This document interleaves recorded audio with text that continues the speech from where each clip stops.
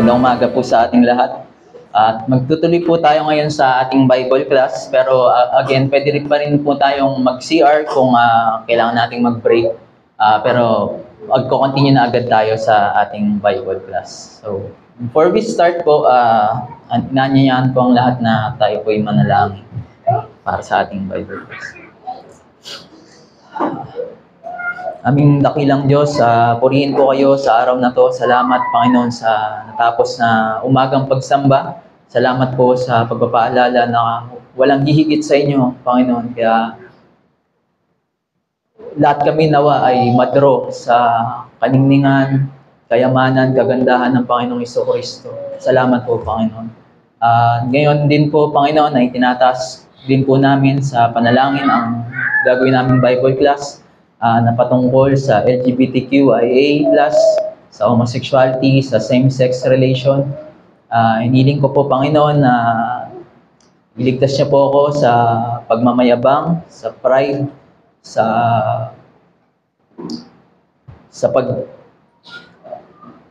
pagkondina, bagos ay tulungan niyo ako na sabihin yung mga katotohanan na ayon sa inyong salita ay with gentleness pero hindi nagko-compromise, Panginoon. Tulungan niyo rin po ang mga makikinig, Panginoon, na i-examine din, suriin din po yung mga mapakinggan. At wala kaming hangad dito, Panginoon, kundi papurihan kayo at itaas ang katotohanan ng inyong salita sa bawat paksa, maging sa sexualidad at relasyon. Salamat, Panginoon, dahil hindi nyo kami iniwan na nangangapa kung ano yung aming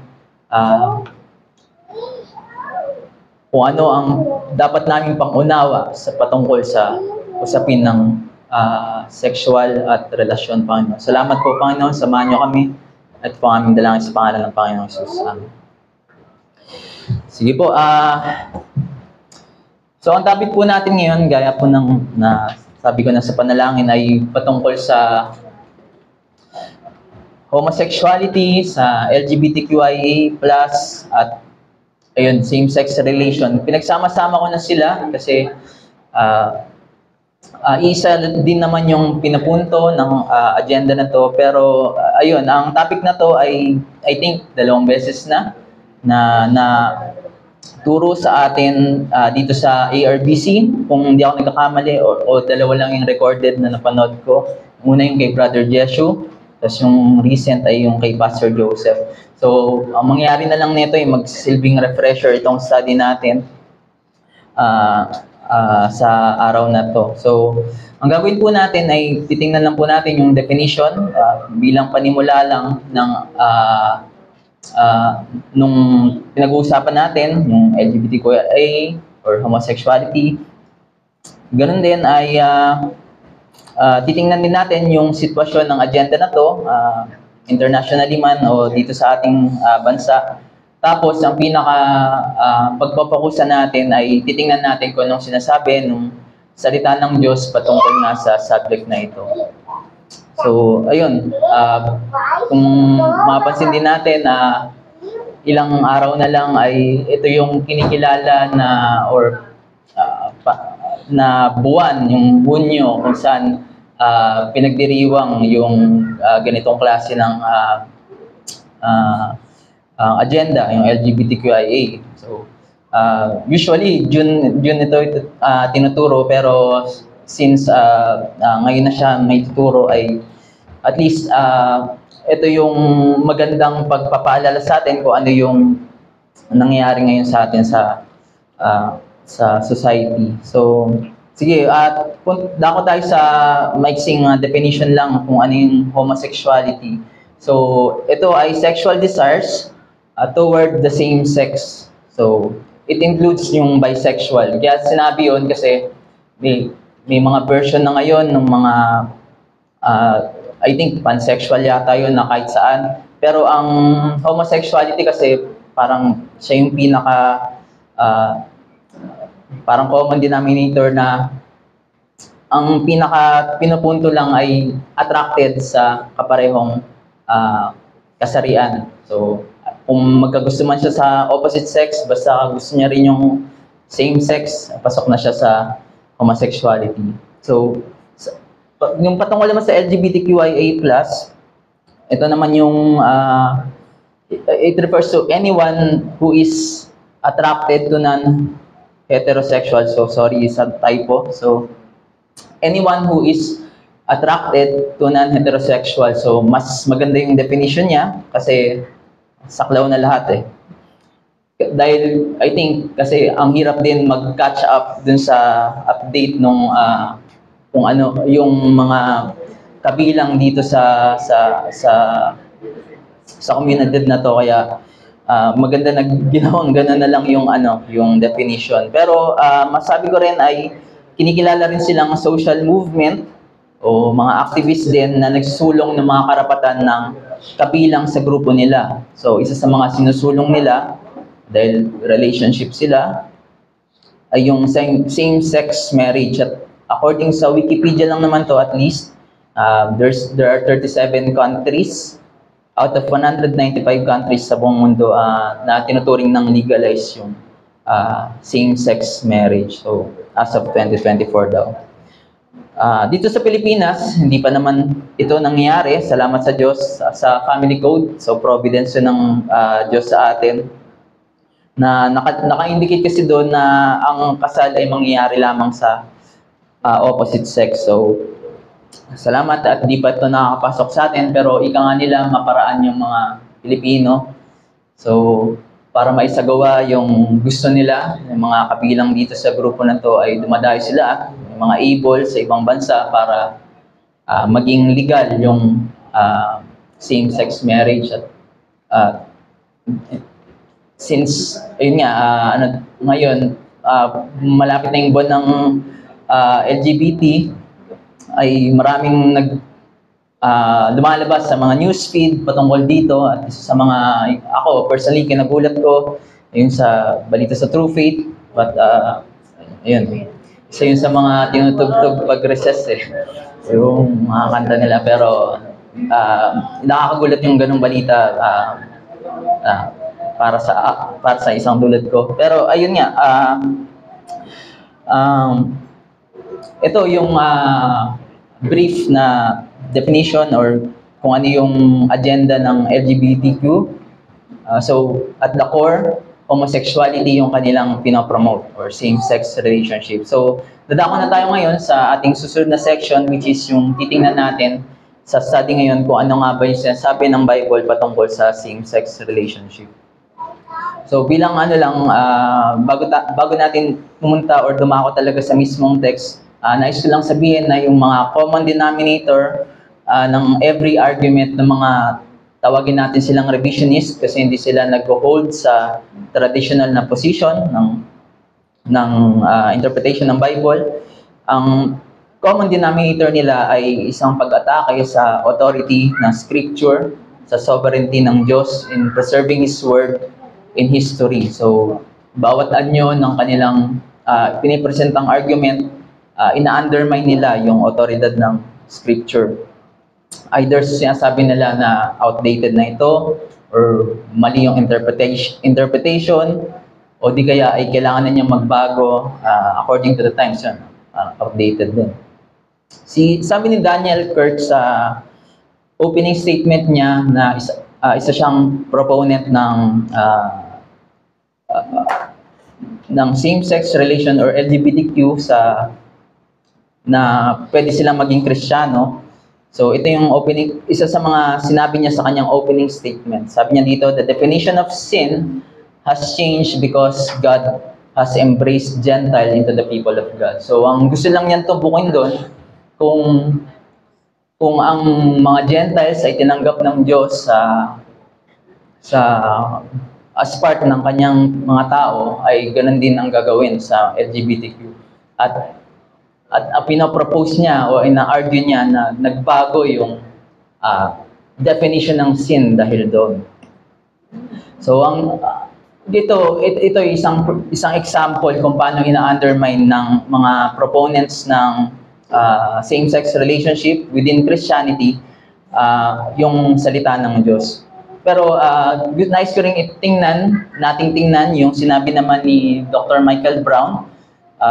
Isa rin siyang leading na, hindi siya leading proponent ng same-sex, but isa siya sa mga tumitindig sa authority na scripture patungkol sa sexualidad. Sabi niya dito, ito naman yung sinabi niya sa debate nila ni Matthew Vines. Sabi niya, we can interpret the Bible through the lens of our sexuality, or we can interpret our sexuality in the lens of the Bible. So, if the former, kung interpret natin yung Bible sa lens of sexuality natin, ay marami tayong babaguhin or maraming babaguhin sa salita ng Diyos just to conform sa preference natin. Pero yung second, which is tayo yung magko-conform sa kung ano yung sinasabi ng Diyos, hinihingi nito na isurrender natin yung mga sarili natin para hindi lang tayo ma-conform according sa design ng Diyos, kundi sa imahe pa ng anak niya na si Jesucristo. So, yan, dadako na tayo sa mga texts at ginrupo ko lang sila into 4 categories. So, ang una ay creation order and its purposes. So, makikita natin yung mga text natin sa Genesis, mainly sa Genesis 1 and 2. And we know that sa Book of Genesis, Book of Beginnings, so dito yung mga simula, makikita natin kung maganda na tingnan natin to para malaman natin kung ano ba talaga yung intention ng Diyos sa paglikha niya. So, ang isa natin makikita dito, or let me read lang muna yung yung Genesis chapter 1 sa 27-28. Sabi doon, God created man in His own image, so male and female, He created them, and God blessed them and said to them, be fruitful and multiply. So, ang una nating makikita dito ay yung tao ay meron silang dignidad, pares lalaki at babae, dahil mga image bearers tayo ng Diyos. So, mahalaga na maintindihan natin na may dignidad tayo kasi ito yung nag-differentiate sa atin sa ibang mga creation. Sa lahat ng creation, tayo lang yung image bearers. At pag naintindihan natin yung gaytong klase ng dignidad ay yung mga succeeding categories kasi, yun yung mga passages na it will pertain to the sexual sin. Doon natin maintindihan kung gaano kabigat or gaano kalala yung pagtalikod sa disenyo ng Diyos na ito. So makikita rin natin doon na sinabi din doon na God bless them and be fruitful and multiply. So yung blessing, yung approval, yung go signal na at utos ng Diyos na para sa procreation or yung pag-aanak ay exclusive lang sa opposite sex. Makikita lang natin yan sa loob ng within one man and one woman at syempre sa loob ng kasal. So, tingnan natin yung Genesis 2 naman. So dito makikita natin na specifically sa 18, kailangan.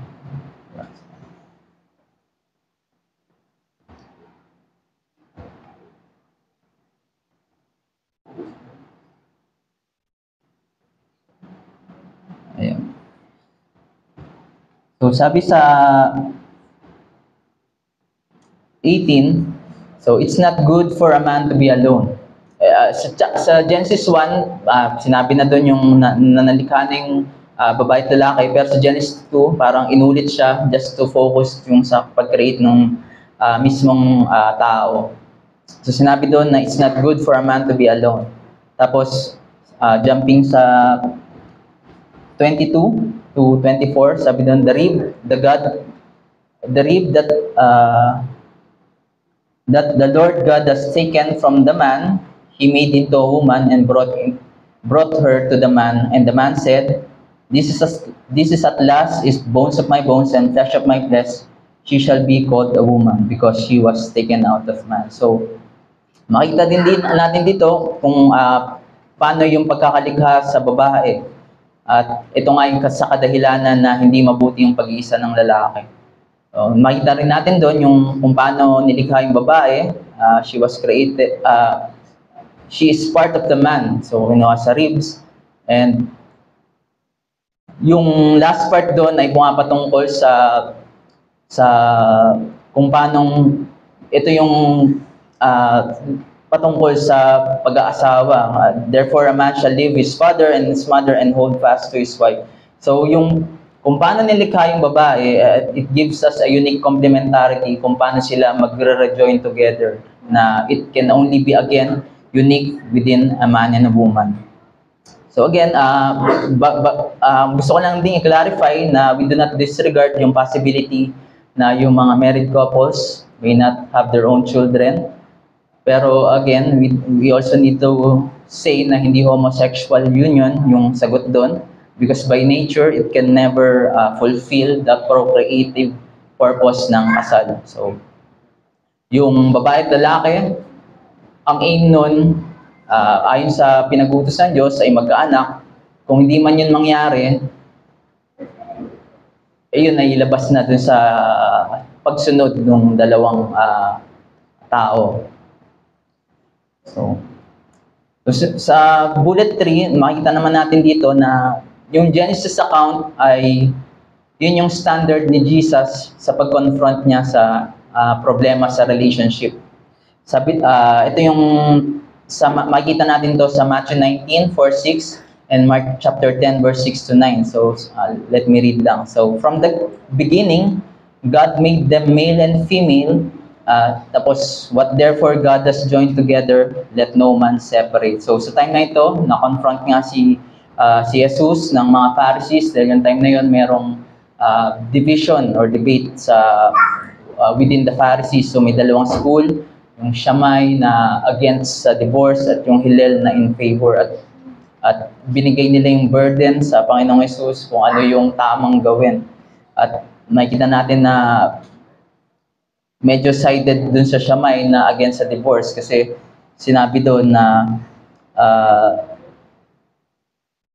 what therefore God has joined together, let no man separate. So alam ko na merong na kasama din sa tinuturo sa atin na merong mga grounds for divorce. Pero ang nice ko lang na ipakita sa atin lahat dito na yung weight nung at stake in choosing divorce, or that is to separate, what Jesus firmly said, that no man separate, it is only under the premise that of what God has joined together. So again, going back to the Genesis account.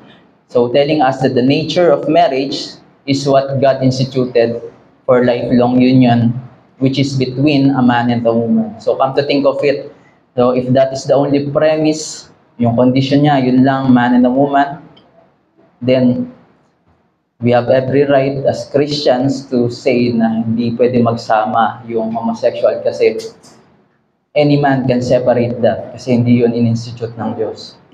So point being lang po natin dito, ang creation account, ang nagbabalik sa mga isipan natin, ano ba dapat yung pagtingin natin sa sexualidad at pakikipagrelasyon. Sige, punta naman tayo sa second category natin, at ito yung isa sa mga popular na narrative sa Bible, yung Sodom and Gomorrah sa Genesis 19.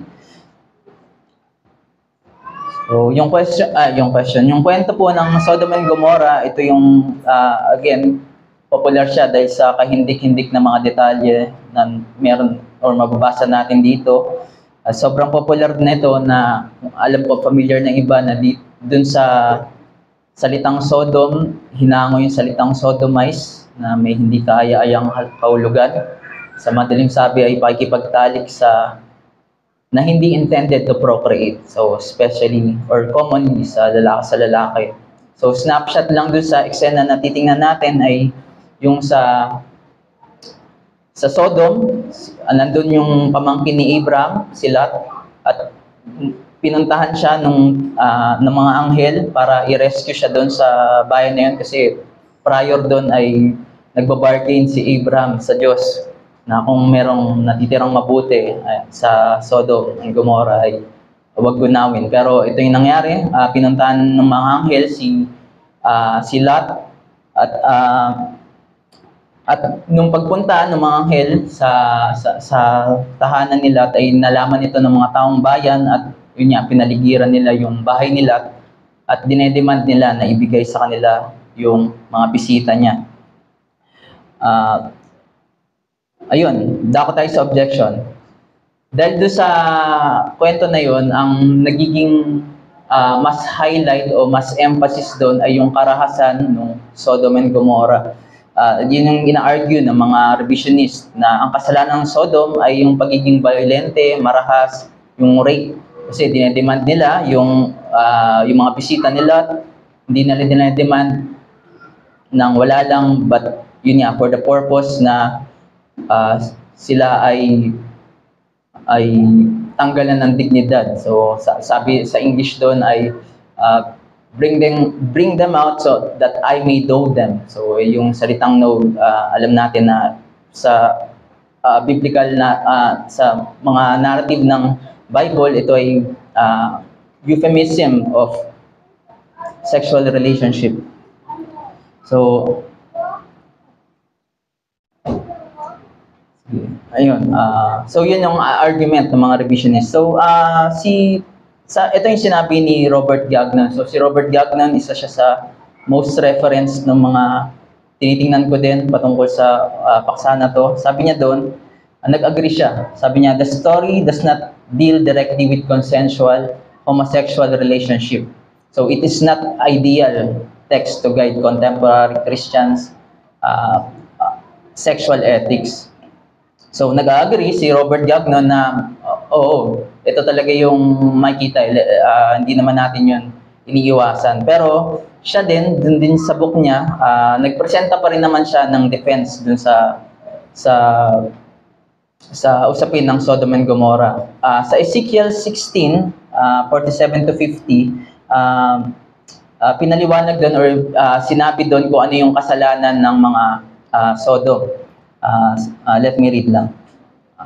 Sabi dito sa 47, not only did you walk in their ways and do according to their abominations, within a very little time, you were more corrupt than they in all your ways. As I live, declares the Lord, your sister Sodom and her daughters have not done as you and your daughters have done. Behold, this was the guilt of your sister Sodom.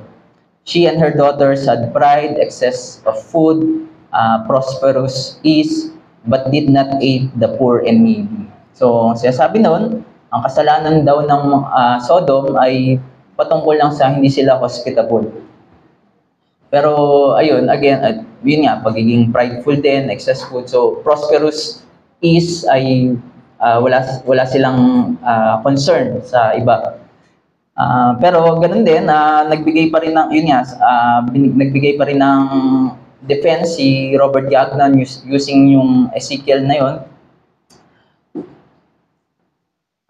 Kung titingnan natin yung context ng Ezekiel 16 na yun, ito ay comparison do sa abomination ng Jerusalem at Judah sa kanang Sodom. At yung metaphor na mababasa natin all throughout doon ay yung ginagamit is yung unfaithful wife. So therefore, may kinalaman sa sexual sin. Makikita natin doon yung mga salitang whoring, prostitute. Meron pa nga doon nakalagay na mas malala pa sa prostitute kasi yung prostitute nagpapabayad. Pero yung Jerusalem ay sila pa yung mismong nagbabayad para sila ay makakommit ng ganitong klase ng sexual immorality. So isa din ma-observe doon yung salita na ginagamit nila sa Ezekiel, which is yung abomination, which is pointing back doon sa Leviticus, yung holiness code. Yun yung next natin na titingnan. Pero again, yun yung nagpo-point parang sa lahat ng kasalanan doon, sa lahat ng listahan ng kasalanan doon, din-describe sila as abomination. Pero every time na mabobrought up yung salitang may kinalaman sa homosexual practice, so same-sex relation, ay meron siyang specific na salita na dinedescribe sa kanya na isa siyang abomination. Hindi siya generalized ni specific sa kanya. So bago natin ituloy sa Holiness Code, sa New Testament ay binigay din yung sa Jude chapter 1 verse 7 yung kung ano yung kasalanan ng Sodom. Sinabi doon na just as Sodom and Gomorrah and the surrounding cities, which likewise indulged in sexual immorality and pursued a natural desire. So, pumapatungkol ito sa sexual immorality, tapos paired pa siya sa unnatural desire. So, which is again, tells us na merong natural. So, mamaya sa mga Pauline statements ay mas makikita pa natin yung paggamit ng salita na to. So, yung point natin dito sa Sodom and Gomorrah, yes, regardless of the demeanor, the sin known to Sodom and Gomorrah is homosexual in nature. So, hindi maalis na homosexual yung kasalanan ng Sodom. Kahit sa paraan pa na ito ay marahas, ang nag-stand out doon is yung pagiging unnatural at complete opposite nung ginagawa nila sa intended design, which sa usapin ng sexual relation. So itutuloy natin, doon na tayo sa Holiness Code, nandaanan natin kanina.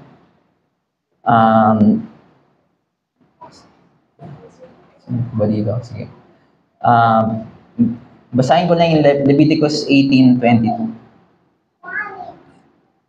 So, ang Holiness Code po, ito po yung sets of instruction ng Diyos para sa bayan ng Israel kung paano sila mamumuhay. Dahil sila nga po ay tinuturing na bayan ng Diyos, ay dapat di sila mamuhay kagaya ng mga karatig nilang bayan. So, let me read lang 18:22. Sabi dito, you shall not lie with a male as with a woman, it is an abomination. So again, kanina sinasabi natin na every time na binabanggit yung salitang sexual immorality or same-sex relation ay laging kadugtong yung abomination. Ganun din sa 2013, chapter 20:13, sabi dito, if a man lies with a male as with a woman, kaparehas na kung paano matatabihan ng babae, both of them have committed an abomination, and they shall surely be put to death. So, tingnan natin yung objection. Actually, ganun lang din yung objection dito, pero kumuha ko ng iba, kasi ito rin yung kadalasan na pinupunto ng mga progressive or ng mga revisionist. Sabi nila dito, paano naman yung mga ibang kasalanan? Kasi ang daming nakalista dun. At meron pa nga doon about sa dietary law, pero since mag-stick lang muna tayo about sexual relation, kunin natin yung isa sa pinupunto nila. Paano naman yung mga kababaihan na she's in her menstrual uncleanness? So sabi ni Kevin DeYoung, sorry sa typo ulit, si Kevin DeYoung, in the Old Testament, not all uncleanness was sin, but all sin was made you unclean. So, maganda yung sinabi dito ni Kevin DeYoung kasi natutulungan tayo na mag-categorize kung ano ba yung mga prohibitions dito sa Holiness Code. So, as a response sa objection na yun,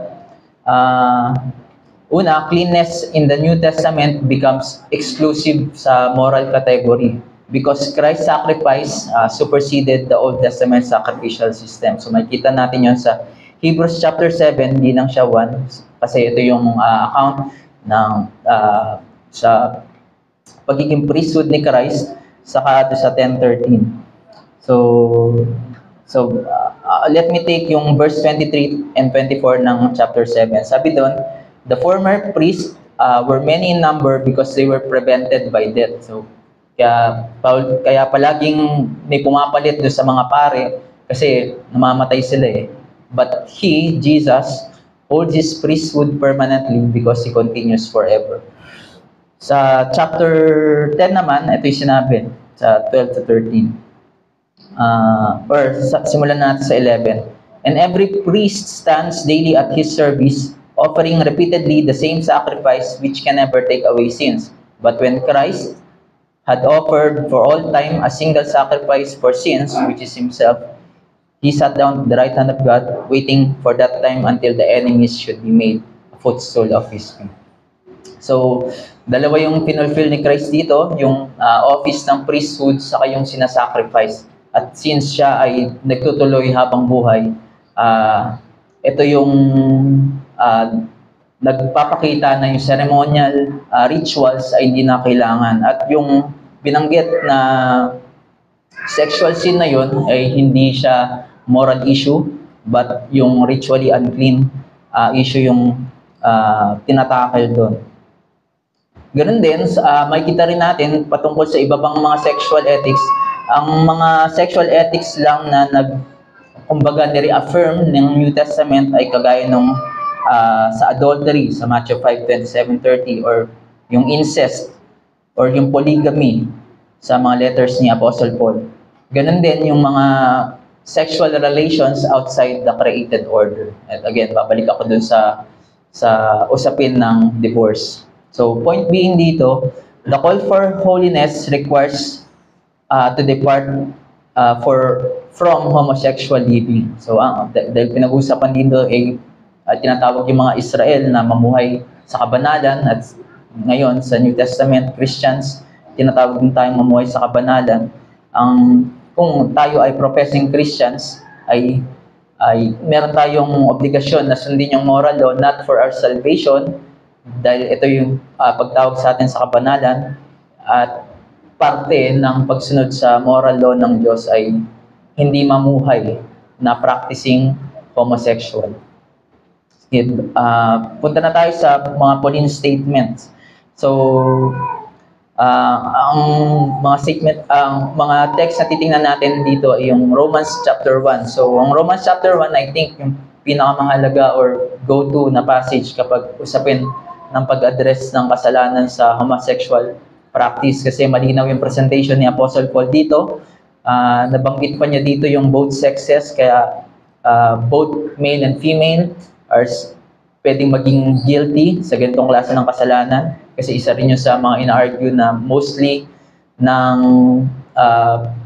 pag pinapatungkalan yung homosexual relation ay panglalaki lang, pero dito ito yung pwede nating puntahan para i-justify or i-address na maging yung same sex ng pambabae ay ina-address pa rin ng salita ng Diyos. At yung mga series ng exchange na makikita natin doon, yung pinakahuli ay yung pinagpalit ng tao yung kanyang natural relations with the opposite sex. So una, pinagpalit yung glory ng Diyos patungkol sa, tapos ang pinalit ay yung mga nililok na creatures. Yung isa ay pinagpalit yung katotohanan patungkol sa Diyos, tapos ang pinalit ay yung mga creatures pa din. So ito ay tumutukoy sa kasalanan ng idolatry. At ito yung objection ng mga revisionists dito, dahil puro yun nga yung sinasabi nila ng sexual act na tinutukoy dito ay idolatrous worship lang. So hindi niya tinatakil daw yung consensual, committed na klase ng same-sex relation. Pero ito yung sinabi ni Kevin DeYoung dito. Sabi niya, same-sex sexual intimacy is an especially clear illustration of an idolatrous human impulse to turn away from God's order and design. So maganda yung ulit yung sinabi ni Kevin DeYoung, kasi malinaw na sinasabi doon na nilalarawan ng same-sex relationship nga ay idolatry din, kasi pinipili ng tao na talikuran yung disenyo ng Diyos. Kung mabasahin ulit natin yung Romans 1 sa dako na yon, ay makita natin yung mga language ng creation na ginagamit doon. So, una, nandun yung salitang creation itself, yung patungkol sa yung invisible attributes ng Diyos ay na-perceive since the creation. Nandun din yung mga creatures, man, birds, every creeping things. Makikita rin natin yung sa creation account. Yung pag-exchange ng truth, it reminisces yung kung paano yung pagsisinungaling ng serpent kila Adam and Eve, kung paano pinagpalit ng nila Adam and Eve yung katotohanan na ikamamatay nila yung pagkain ng prutas. At yun, so ang makikita natin doon ay yung creation account languages. So it reminds us of the creation account, at dito ay binabaliktad lahat nung mga tao dito sa passage. So, ang point lang naman natin doon, yung condemnation ng homosexual practice ay dahil sa kanyang contradictory nature against the created order. Dahil contradictory ang nature nito, therefore, idolatrous. So, yung next na mga letters ni Paul, pinagsama ko na yung 1 Corinthians 6, 9, and 10, saka 1 Timothy 1, 8, 11. Kasi ang common objection dito ay yung sa paggamit ng salitang homosexual na ang Greek word na meron dito is malakoi and arsenokoitai. So ang objection ng mga revisionist ay ito'y patungkol sa pederasty. So pederasty ay kilala na ngayong pedophilia. So isang dominant na male at isang mas batang lalaki o kaya pwedeng tawagin na boy rape. So ang response po doon na kung totoo po yun, kasi ang dito sa sa 1 Corinthians 6, 9, and 10,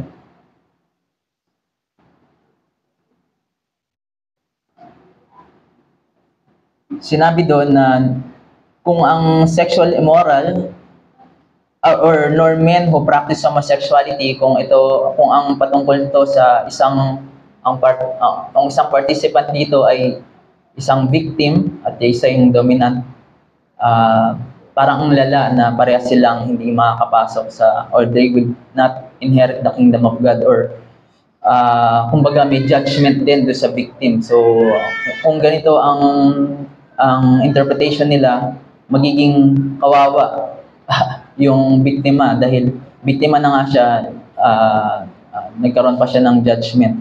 Ganon din sa Leviticus 20:13. Both parties doon ay kinondena, kaya malabo na ang pinapatungkulan nito ay na-narrow down lang yung meaning nito to pederasty or boy rape. So actually, yung arsenokoitai doon, no, yung salita na yun ay kinoin o ginawa ni Apostle Paul, na literally ang meaning niya is man better, or a man lying with another man. So both participants are consensual. So kaya ang gusto lang nating point dito, yung moral law ng Diyos, the moral law of God exposes the sin of homosexual act, pero it is redeemable in the Lord Jesus Christ. Gaya na sinabi sa 1 Corinthians 6, 9, 11. Yung last nun, sinabi, unahin ko na sa 9. Or do you not know that the unrighteous will not inherit the kingdom of God? Do not be deceived, neither the sexual immoral, nor adulterers, nor men who practice homosexuality. Tapos talo na ako sa 11. And such were some of you. So hindi sila nanatiling ganon, hindi siya immutable, hindi siya imposibleng mabago. Kaya although the law exposes that sin, yun ay for the purpose na tawagin sa pagsisisi. So, dako naman tayo sa practical objections. Kanina may mga objections na tayong tinignan, pero ito yung mga lumalabas sa parang may personal touch. Unang objection nila dito, homosexuality is different back then nga. Hindi nga so committed, monogamous, consensual, lifelong sex union. So unaware yung ancient world, sabi nila, sa ganitong klase ng relationship, kaya hindi ito na-address. Pero may mga ancient writings, for example, yung Plato's Symposium, at yung Almanac of Incantations. So, dun sa Almanac of Incantations, may mga panalangin doon, syempre hindi sa Christian God. May mga panalangin doon na pinibless nila yung opposite sex at yung same sex. Tapos dun sa Plato Symposium, although sinasabi nila na ito ay satire lang, so, pero meron na silang concept ng ganong klase ng homosexual relation. So, at ganoon din, there are no evidence na nililimit lang yung mga biblical passages na binasa natin kanina to a bad kind of homosexual prohibition.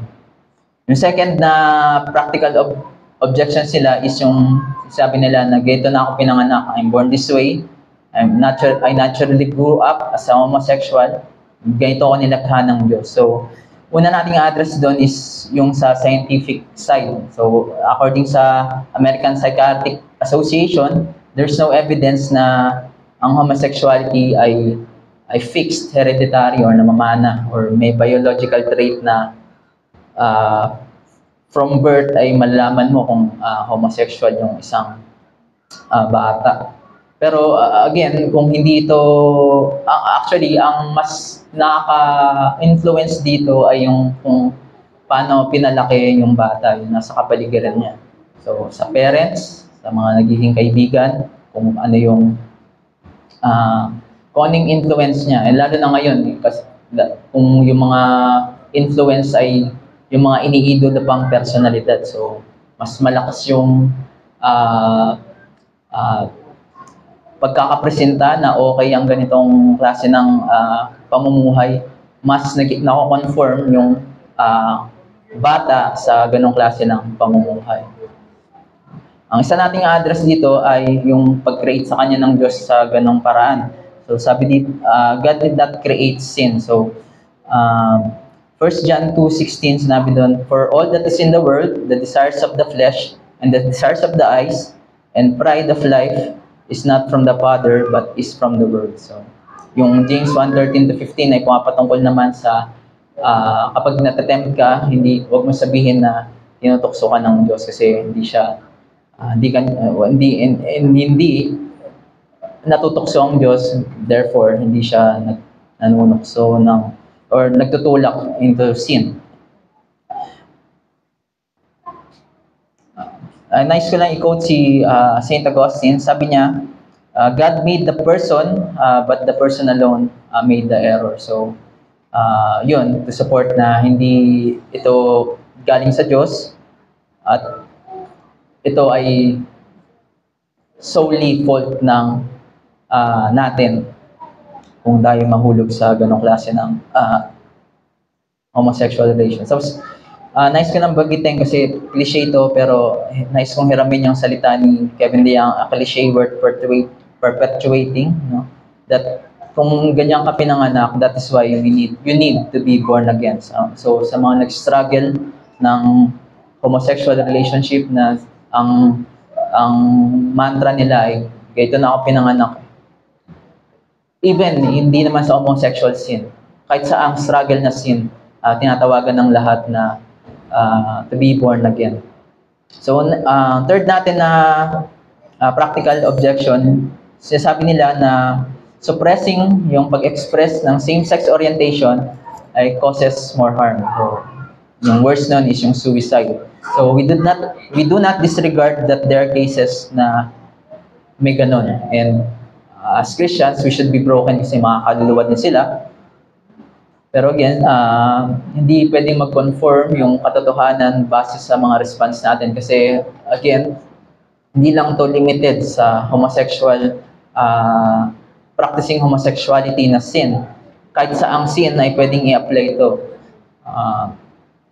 Sa murder, alam ko, sabihin, syempre may nasasaktan tao pag murder. Kahit naman magmakaawa siya na pumatay siya, ay syempre sino namang sane na tao na papayag. Pero may itsura ng murder ngayon na pinapaboran na, yun ay abortion. Dahil pinapakita ng nanay na sila ay kawawa. So therefore, meron silang privilege to kill their children. So sa kahit anong kasalanan, pwedeng gamitin tong ganong klase ng response na mas magkakos sa akin ng harm to pag binago mo pa yung stand ko when it comes to this sin. Pero again, suicide cannot free us from guilt of our sin. So, nirefer ko dito yung passage about kay Judas. Judas, after niyang ma-realize na yung bigat nung ginawa niya, ay siya ay nagkaroon ng guilt, pero ang naging resolution niya ay mag-suicide. So, hindi noon napawalang sala yung kanyang kasalanan, but ang makapagpawalang sala lang yung atonement ng Panginoong Jesucristo sa atin to be received by faith. So, number 4 na practical objection po ay sinasabi rin nila na those who openly accept their sexual orientation are spiritually flourishing. At maybe, may mga ganun talaga na in appearance ay talagang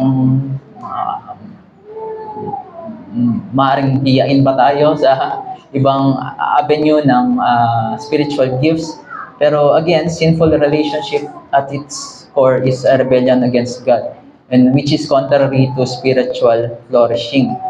Meron ding mga texts or passages na it would appear na it flourishes, pero at the end ay there's destruction, gaya ng Psalm 92 verse 6 to 7. Although the evil doers flourish, they are doomed to destruction forever. So, ayun, yung last na kanilang objection, na practical objection, ay ang sinasamba nilang Diyos ay Diyos ng pag-ibig. So we agree on that na God is love, but He does not consist of love and assume that yun yung dominant niyang attribute. So, ay nagtatouch sa doctrine of simplicity, yun ay tinuturo na ang Diyos natin ay wala siyang parts. So, hindi natin pwedeng 50% love, 50% justice. Walang ganun sa Diyos. Siya yung definition ng pag-ibig, siya yung definition ng katarungan, siya yung definition ng galit. At kung may dadagdag ko lang din yung napakinggan ko kay Pastor Noel na ang katangian ng Diyos na dumidescribe sa lahat ng attribute niya ay banal. So, hindi natin pwedeng itulad sa kung anong idea natin about love. Kung tutusin, ang idea natin about love is for us to be affirmed. So, love ay hindi always affirming. Sabi dito, love is keeping Jesus' commands. At kung pinag-utos ng Panginoong Jesus na ang design ng isang relasyon ay between a man and a woman, ayun ang susundin natin. Kahit na sa mag-struggle, kahit na may struggle, kung ito yung pinag-uutos, ayun ang susundin natin. Ganoon din, sa Hebrews chapter 12, 5-6, ang pag-ibig, it chastises and disciplines. Sinabi doon, my son, do not regard lightly the discipline of the Lord, nor be weary when reproved by Him, for the Lord disciplines the one He loves. So, kung totoong ang pagmamahal ng Diyos ay hindi laging affirming, actually, parang laging, hindi nga siya affirming kasi makasalanan tayo, palaging, yun yung ang mainly na makikita natin na pag-ibig ng Diyos kapag dinadala niya tayo sa pag-submit sa Kanya. Iko-quote ko ulit sa Augustine, ito yung iba pa niya sinabi na related sa sinabi ko kanina. Love should be fervent to correct, so take delight in good behavior, but amend what is bad. Love the person, but not the error of the person. So basically, sinasabi lang ni Augustine dito, para sa mga hinihiling ng mga same-sex relationship, mga LGBT na mga tao, kung hinihiling nila na sila ay na ibigin sila, ang pag-ibig na pwede nating ibigay sa kanila ay yung ibigay yung katotohanan. So, pag-ibig na malaman nila na ang katayuan ng tinatayuan nila, yung pinaglalaban nila or pinaninindigan nila ay magdadala sa kapahamakan. So, bilang na lang, closing, nice quote si Kevin DeYoung. Sabi niya dito, homosexual activity, tapos pinarenthesis ko na lang, like any other sin, kasi hindi natin sila sinisingle out, is not a blessing to be celebrated and solemnized, but a sin to be repented of, forsaken, and forgiven. So, ang homosexual ay hindi siya dapat tingnan na blessing, kasi yun yung madalas na lengguwahe ng mga progressive, at minsan mga paano ka na lang kasi kung ano yung lengguwahe sa loob ng church, yun din ang gamit nila, pero affirming yung ganong klase ng stance. Pero ayun, yung ganong klase ng kasalanan ay hindi dapat siya-celebrate, hindi siya solemnize, hindi siya nilalagay sa category na dapat siyang ilagay sa ceremony, yun nga, yung sa kasal. Kasi yung kasal ay yung Diyos yung nag-design, at yung design niya, ang in-institute niya ay between man and woman. Ayun lang po, pwede na po tayong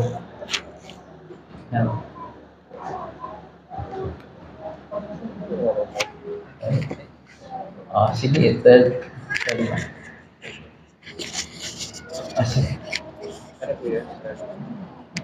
Pwedeng mag-discussion or since 12 na. Ano? Sige, 1 or 2.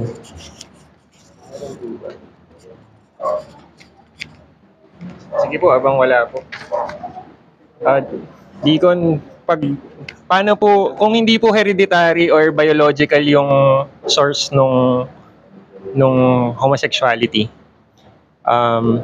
paano po ma-avoid yung pitfalls in parenting na whether batang lalaki or batang babae para ma-raise sila in true masculinity and femininity? Ayun po. Kung yung question ay for Christians? For Christians, yun ang duty ng magulang ay yung i-train yung kanilang anak. At yun nga, isa sa mga avenue nun ay yung family worship. Bago maturuan ng labas sa pamilya, or even labas sa church yung mga anak natin or magiging anak ng iba, ay dapat yung magulang na mismo yung nagtitrain sa kanila. Kasi mas, yun nga, yung common na nagiging reason kung ba't may mga ganong klase ng orientation ay commonly ito ay dahil sa kung ano yung nasa kapaligiran nila. So kung magkakaroon ng culture na pag-uusapan din ito, kasi mahirap na tanong din ito, especially kung bata pa, mas maganda kasi mas makuha mo yung parang mas magiging ikaw yung tinitingnan ng anak mo. Mas maganda na mai-train mo siya para sa pagtanda niya, paglabas niya, meron na siyang pundasyon to differentiate right and wrong. Thank you po. Isa pa pong question kung wala po. Wala na. Question po. Ay, Paul? Paul?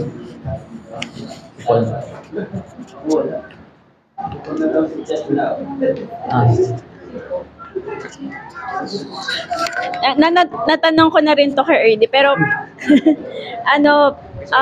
not only sa work pero sa school din, kasi may, di ba nga, may nagsusulong about mga activities to celebrate LGBTQ or the Pride Month. Marami at mabigat yung challenge for Christians not to participate, pero it affects yung grade tsaka evaluation. For example, sa akin sa HR, part of project ng team namin to engage employees. So may project na inclusivity. Ang challenge is paano ka hindi makikipag-participate while for the common good daw of the employees, or for the common good sa, like kunyari sa school. The fact that may mga students at their young age, ladlad na sila. Sinasabi na nila na I'm gay or I'm a lesbian or confused. So I think mas challenging to sa mga younger ones kung paano nila hindi sila makikisibay or hindi sila magiging hindi sila malulugmok dun sa somehow ina-isolate sila na ang KJ mo naman, hindi ka naman marunong makisama, you're condemning them or you disrespect them by hindi pakikisama or hindi pakijoin. So practical advices or encouraging them not to not to compromise. Tama yung sinabi ni Dad Jacob, yung compromise. Kung paano tayo hindi magko-compromise kahit na mahirap, mga practical siguro advices. Like sa school and actually sa work. Ako sobrang burdened ako pagpadating na yung June na may papagawa sa akin ng mga materials like mga videos o kaya posters na pag nakikita ko yung rainbow na colors, actually hindi ako natutuwa. Kung paano mas may encourage na manindigan dun sa inutos ng Diyos kaysa masabihan ka na, uy, natutuwa kami sa'yo kasi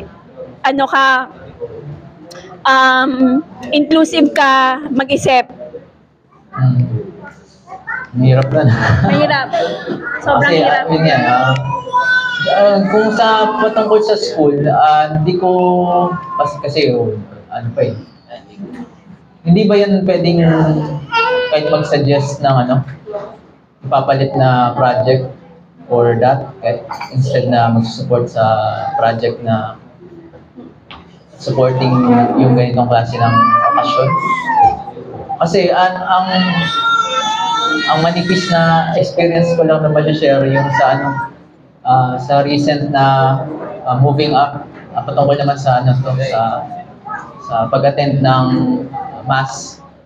Napakausapan naman na pwedeng hindi pala umattend. Pero yun kasi yung yun kasi yung front parang required tapos magkakaroon pa yun ng kaisipan sa bata na hindi siya pinapunta ay parang hindi siya belong dun sa mga classmates niya. Pero ayun yun yung unang, di ko alam alam ko magkaibang category, pero yung parang similar lang siya sa pagpapaalam kung baka pwedeng ipaalam na baka may iba pang pwedeng gawin alternative dyan. Sa work, siguro same din. Kaso yun nga, kung puro yun yung work na gagawin for that month, yun, talaga makikipag-usap lang sa superior. Wala akong ibang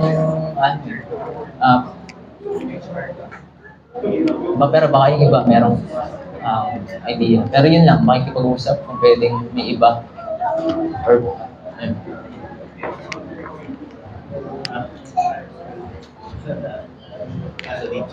Yun din yung sagot sa akin ni Erdy, actually, yung pakikipag-usap. Letting them know na I'm a Christian, iba yung belief na pinangahawakan natin, at kailangan mo i-overcome yung fear na hindi ka din maintindihan, ganon. Kailangan lang magsalita din about your faith. For instance din naman sa mga bata, kailangan sila tulungan ng mga magulang nila na palakasin yung loob nila na meron namang way para makausap din yung mga advisors. So parang kailangan mo din ipanalangin yung kalakasan ng loob, kasi nakapanghina na pumasok na to sa sistema ng edukasyon ng Pilipinas. At unti-unti nitong sinisira yung basic unit of the society, yung family, na mag-agree na lang. Hindi natin pwede takbuhan yung problema na to. Problema na to ng mga magulang actually. Problema na to ng even the single, yung mga single na influence yung kapwa nila na hindi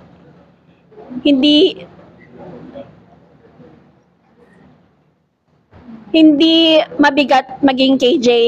Oo. Okay, KJ niya akong KJ, pero bilang mga Kristiyano, kailangan natin tindigan kasi kung ano yung inutos ng Diyos, at maunawaan nila na hindi tayo nagpapa-KJ lang. Parang may mas mabigat. May mas mabigat na dahilan doon. Oo. Hindi lang para makatanggi, no? Hindi lang para tumanggi, pero para makita nila kung sino talaga yung Diyos na sinasamba, na dapat sambahin. Hindi basta-basta humihindi lang. Ay, sa work, sige, bro.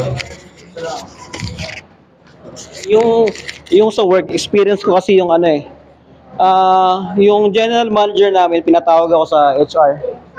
Dahil meron kaming client, general manager din, na transgender siya. So, ang approach kasi sa kanya ay madam. Madam yung tawag sa kanya. So, nung in-approach ko siya, nung nagkausap kami, sir yung tawag ko sa kanya. So pinatawag ako sa HR, question bakit ko siya in-approach ng ganun. So ang tanong ko dun sa HR, ano po bang masama dun sa conversation, with respect naman. Ang tawag daw kasi sa kanya ay madam. So sabi ko ganun, parang nasaktan yata yung transgender. Sabi ko naman sa kanila, tinrato ko siya base doon sa kasarian niya, hindi base doon sa pakiramdam niya. Sabi ko ganun, tinitingnan ko siya kung bilang isang lalaki, dahil lalaki siya, yun yung kasarian niya, hindi doon sa pakiramdam niya. So sabi ko, with respect doon sa paniniwala, nire-respect ko yung paniniwala, pero meron din akong stand na dapat kong tayuan when it comes to that issue. So I think magandang sa ganong situation, I think kailangan natin mag-stand kasi Christian, kung ano talaga yung sinasabi ng scripture, na hindi naman natin di-disrespect sila, kailangan lang natin tumayo doon sa principle ng scripture. Meron kami mga kasamahan na ganun, pero hindi namin sila tinatrato na kung paano sila tratuhin ng ibang mga tao. So, isang klase ng sinasabi ng scripture na kailangan makita nila yung kaibahan nung pagtrato sa kanila kung paano sila tinatrato ng mundo at ng mga Kristiyano. I think malaking awareness sa atin. Salamat din, bro. Sige. Siguro, yun na lang muna. Let's close in prayer. Okay. Let's pray. Aming Diyos, maraming po salamat sa mga sandali na to. Salamat po sa mga insights din po na brought up ng mga brethren. Salamat po na may panawagan kayo sa bawat Kristiyano na tindigan po yung pananampalataya, yung kung ano yung sinabi niyo na sa inyong salita, yung katotohanan, Panginoon. Tulungan niyo kami, Panginoon, dahil madalas ay kami ay kinakain ng aming katuwagan dahil sa kung anong ituturing sa amin, kung paano kami titingnan ng mundo. Pero nawa, maging kalakasan namin na sinabi niyo sa inyong salita that if the world hates you, or the world hates us, remember that it hated you first, then di sila kabilang sa inyo. At nawa ay tulungan niyo kami na maging ilaw at asin sa mundo na ito, Panginoon. Salamat po, Panginoon, kung aming dalangin sa pangalan, Panginoon Jesus. Happy Lord's Day po.